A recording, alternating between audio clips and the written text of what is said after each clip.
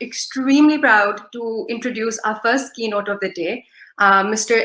Zafar Syed Saab is the CEO of Engro Energy Limited. He's on the screen in front of you now. Assalamu alaikum. Thank you for joining us today. I will do a very quick introduction and then hand over the stage to you. So Mr. Zafar Saab is one of the leading energy limited companies in Pakistan, which is a subsidiary of Engro Corporation. As the CEO, he looks after various entities, which include Engro Powergen Kadeepur Limited, Engro Powergen Thar Limited, Sindh Engro Coal Mining Company, and Engro Energy Services Limited. Mr. Ahsan is a graduate of NED, where he studied mechanical engineering and then pursued his postgraduate degree in the USA. My introduction, whatever I will say, will do not do justice to the work that you do. So I will take this opportunity to hand over the virtual stage to you for your keynote to our audience today. Thank you. Thank you very much, Namira and Ramla. First of all, can you hear me?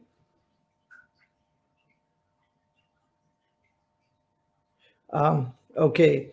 So, Assalamu alaikum. My name is Ahsan Zafar Syed, and I'm the CEO of Engro Energy. It gives me immense pleasure to be invited to speak to you all today. Many congratulations to the entire team of Women in Energy for arranging Pakistan's first online job fair for the upcoming women in the STEM sector.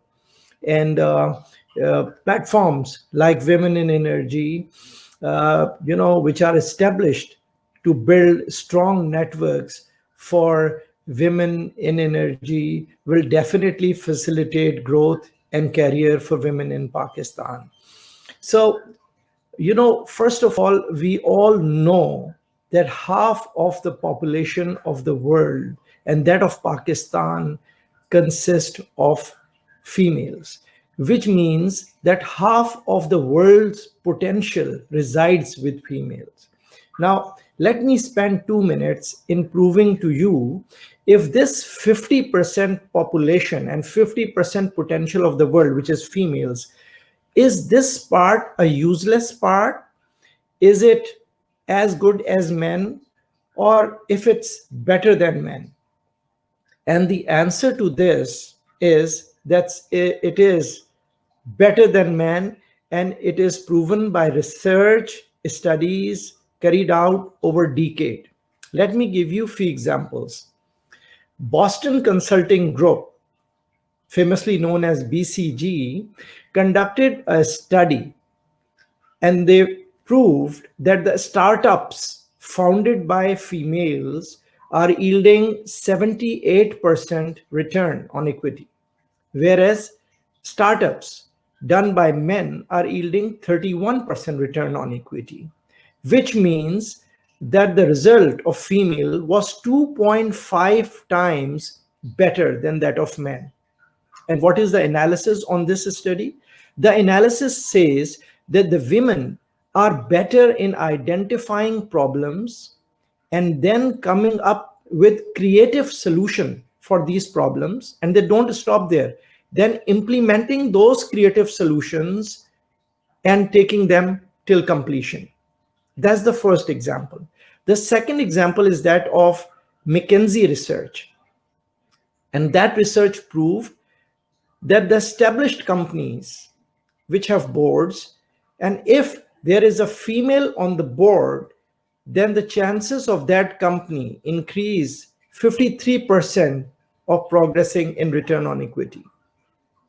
And it's compared to that of boards without men. What is the analysis of this study? The analysis says that the females on the board are much better in terms of taking decisions. They have much better decision-taking power.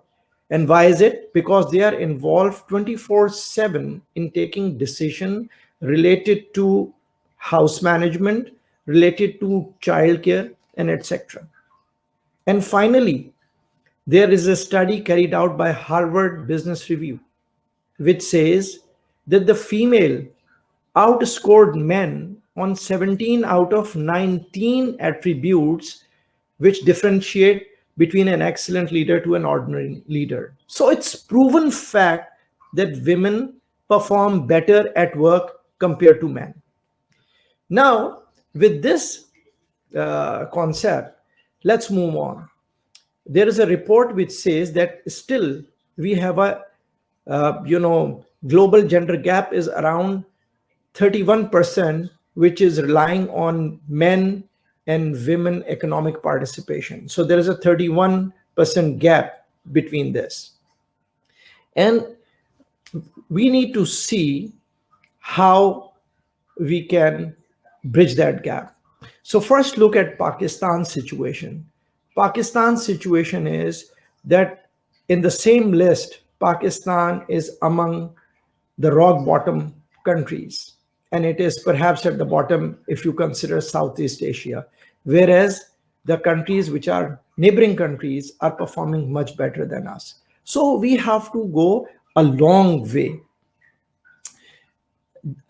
Today's topic is STEM forward, and STEM, science, technology, engineering, and mathematics, relies on creativity, which is available with women. I think every woman that you come across, has this creativity, and that is the reason they go into liberal art fields and all other kinds of fields. But today, STEM needs women because there's a lot of creativity available with them. So what do we need to do now?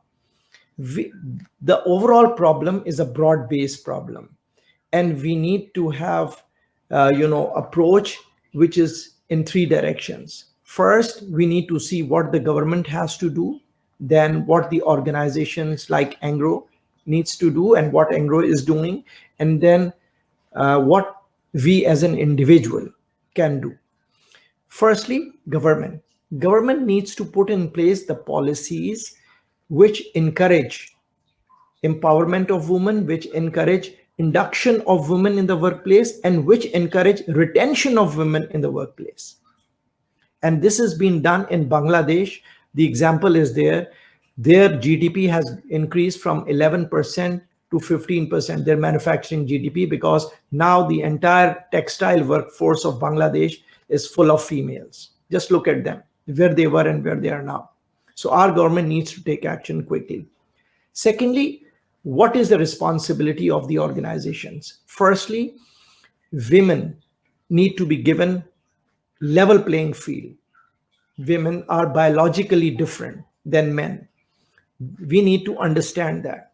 We need to ensure that all such steps are taken which encourages women to stay at the workplace. For example, we need to provide them flexi timing at work, even flexi days at work. We need to arrange, if possible, pick and drop for them. We need to give them maternity leaves and paternal leaves also. We need to make sure that their return on the workplace from a career break is made possible for them. So all of these things needs to be done. In our company at Engro, we have ensured that at least out of 3 positions advertised, at least one is filled up from, with a female.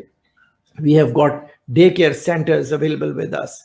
We have started projects in district of Thar with the communities where women are disrupting the entire environment in a positive way.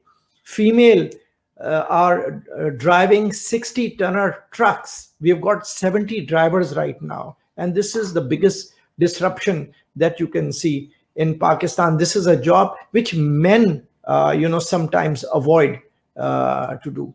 So these are the things that we need to do.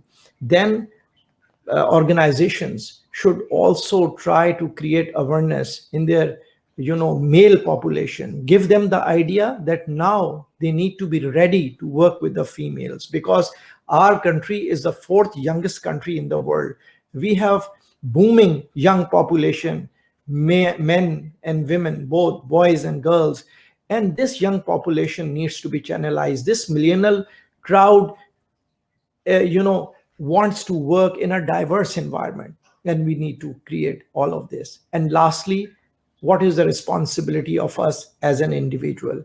I think, and I'm right now addressing all of the young women and young girls who are attending this forum today, I want to request you that when you go back home or work, you need to convince your father, your husband, your brother, your in-laws, that they need to allow you to come to work for playing your role in the economic development of Pakistan. What happens in our country is very bad.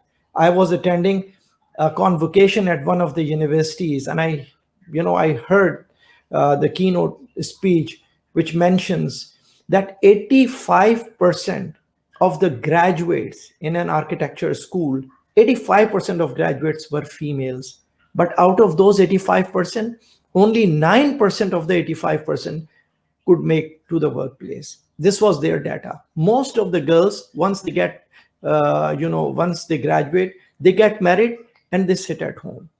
So our parents, the culture is, even in the educated families, they only educate girls so that they can get a good rishta, and the in-laws are looking for girls who are educated so that they can get daughter-in-law who is educated, who can raise children in a very nice manner. If this is the end goal, then we cannot reach anywhere.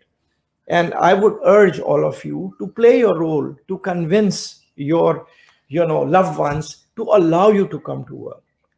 So with these remarks, I think, as I said, it's proven women are better than men in terms of intellectual capabilities, in terms of all other qualities, and therefore Pakistan has young women population which is right now demobilized. We need to bring them in. And with these words, I would like to open the floor for discussion to facilitate future growth of women in Pakistan in all sectors. I would like to close my remarks by congratulating each participant on this platform.